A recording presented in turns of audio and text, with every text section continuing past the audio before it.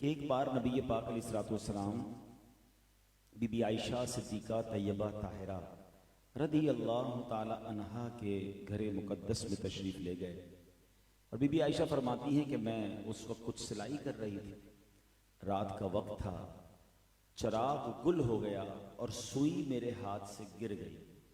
اب آج کے زمانے میں تو لائٹس ہیں، روشنی کا سامان ہے، پہلے تو یہ لائٹیں نہیں ہوتی تھی، چراغ ہوتے تھے، لوگ روشنی کا انتظام کرتے تھے۔ اب رات بھی ہو، چراغ بھی گل ہو جائے اور سوئی گر جائے تو مجھے بتائیں یہ تو کوائٹ امپاسبل ہے کہ اندھیرے میں کوئی سوئی تلاش کر سکے۔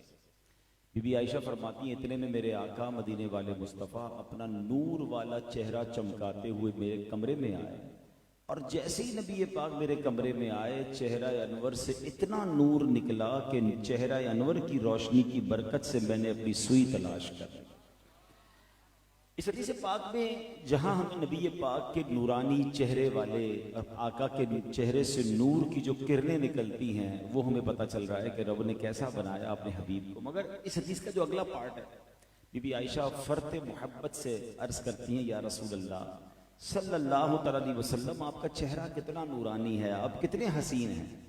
تو پیارے آقا علیہ السلام نے فرمایا ہلاکت ہے اس شخص کے لیے کہ جو قیامت کے دن میرا چہرہ نہیں دیکھ سکے گا۔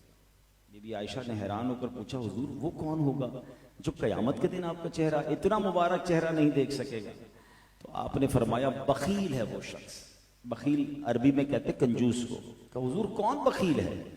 فرمایا جس کے سامنے میرا ذکر ہو اور مجھ پر درود نہ پڑھے قیامت کے دن وہ میرا چہرہ بھی نہیں دیکھ سکے گا۔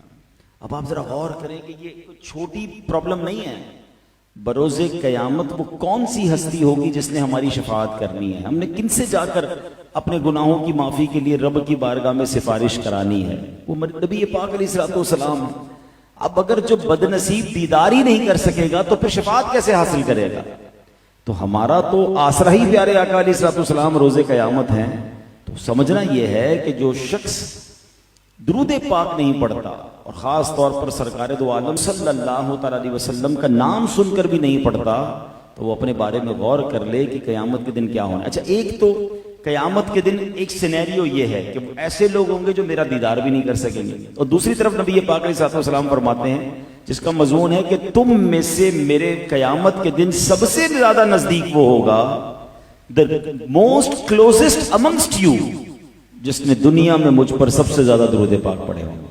یعنی ایک طرف اپنے قریب بلا رہے ہیں، اپنے پاس آنے کا فارمولہ بتا رہے ہیں، اور ایک طرف یہ بھی بتا رہے ہیں کہ کچھ لوگ ایسے ہوں گے جو میرا دیدار بھی نہیں کر سکیں گے۔ اب میں اور آپ غور کریں میں کس کیٹیگری میں ہوں؟